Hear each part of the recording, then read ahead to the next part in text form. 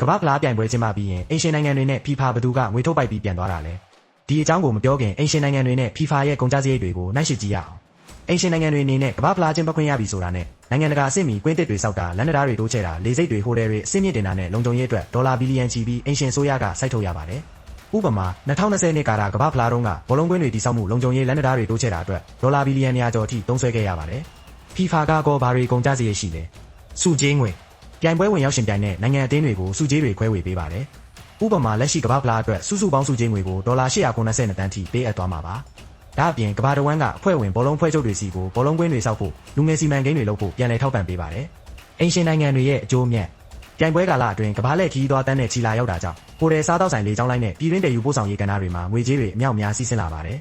အစိုးရအနေနဲ့လည်းဒီလုပ်ငန်းတွေစီကနေတွယ်ဝိုက်ခွန်တွေပြန်ရပါတယ်ဒါပေမဲ့ FIFA ခဲ့ရတဲ့အမြတ်ငွေနဲ့ဆက်ရင်တော့မိုးနဲ့မြေလိုကွာခြားပါတယ် FIFA ရရှိတဲ့အကျိုးမြတ်ရုပ်တံထုတ်လွှင့်ခွင့်စပွန်ဆာများလက်မှတ်ရောင်းချရမွေအားလုံးကို FIFA ကပဲအလုံးစုံရရှိပါတယ်ဒါအပြင် FIFA ဟာအင်ရှင်နိုင်ငံတွေစီကနေအခွန်ကင်းလွတ်ခွင့်ကိုပါသဘောတူညီချက်ဖြစ်တောင်းဆိုထားတာမို့ဒီဝင်ငွေတွေကိုတပြားမှအခွန်ဆောင်စရာမလိုပဲအသက်တင်ရရှိတာပါအချုပ်အနေနဲ့ပြောရမယ်ဆိုရင် FIFA ဟာကမ္ဘာဖလားမှာငွေထုတ်ပိုက်ပြီးပြန်သွားရတာပါအင်ရှင်နိုင်ငံတွေအနေနဲ့တော့ငွေကြေးအနေနဲ့ပြောပလောက်အောင်ပြန်လည်ရရှိခြင်းမရှိပေမဲ့နိုင်ငံပုံရိပ်တိုးတက်မှုဒေတာတွင်ခီးသွားလာရေးမြင့်တင်နိုင်မှုတို့ကြောင့်ကမ္ဘာဖလားအင်ရှင်ဖြစ်ခွင့်ရဖို့အတွက်နိုင်ငံစုံဟာအကျိတ်အနယ်ရှိပြိုင်သွားကြအောင်ပါအငယ်ချင်းတို့ရောဘလို့မြင်လဲကွန်မန့်မှာဆွေးနွေးသွားကြပါအောင်ဒီဗီဒီယိုလေးကိုကြိုက်နှစ်သက်တယ်ဆိုရင် like နဲ့ follow လေးလုပ်သွားပါအောင်ဗျာ